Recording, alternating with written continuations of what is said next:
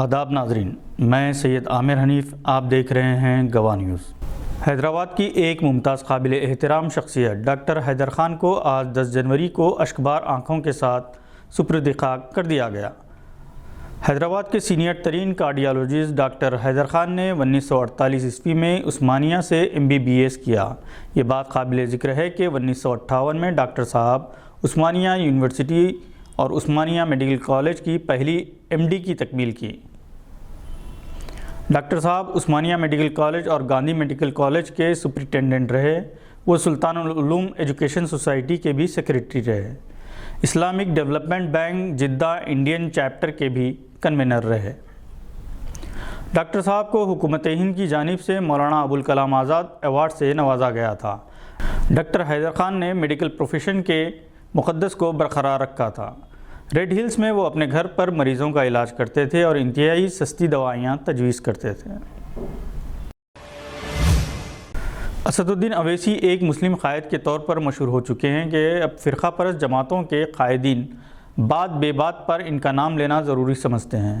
حد تو یہ ہے کہ حیدرآباد کے نظام کے ساتھ ان کا نام بھی شامل کیا جا رہا ہے۔ اس کی مثال آسام کے چیف منسٹر ہیمنت بسوا شرما ہیں، جنہوں نے تلنگانہ کے دورے کے موقع پر غیر ضروری یہ بیان دیا کہ وہ بابر، اورنگزیب، نظام اور اویسی سے مکت بھارت کا وعدہ کرتے ہیں۔ ان کا کہنا ہے کہ بھارت کو روکنے والا کوئی نہیں ہے۔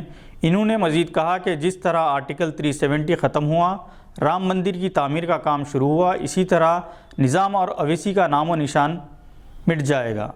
وہ دن دور نہیں ہے کیونکہ بھارت جاگ اٹھا ہے۔ دوسری طرف UP کے چیف منسٹر یوگی کو اس بات کا یقین ہے کہ ان کا تختہ الٹنے والا ہے، چنانچہ انہوں نے صرف 80% عوام پر ہی توجہ دینے کی بات کہی اور کہا کہ 20% آبادی ہمیشہ خلاف رہی ہے اور رہے گی۔ یوگی، جن کی تقاریر کو بکواس سے زیادہ اہمیت نہیں دی جاتی ہے، اس وقت تنقید کے نشانے پر ہیں، مگر UP ہو یا ہندوستان کا الیکشن اب انہی خطوط پر لڑے جانے والے ہیں۔ مسلم خواتین کی نیلامی کے لیے جو ایپ تیار کیا گیا وہ دراصل BJP IT سیل کی سرگرمیوں سے متاثر ہو کر کیا گیا ہے، کیونکہ دی وائر کی تحقیقاتی رپورٹ کے مطابق BJP IT سیل نے نامور خواتین، خاص طور پر خاتون صحافیوں کو بدنام کرنے کے لیے باقاعدہ ایسے ٹویٹ پیغامات پوسٹ کرنے کا سلسلہ جاری رکھا ہے جس میں انتہائی واہیات فاحش زبان استعمال کی گئی ہے۔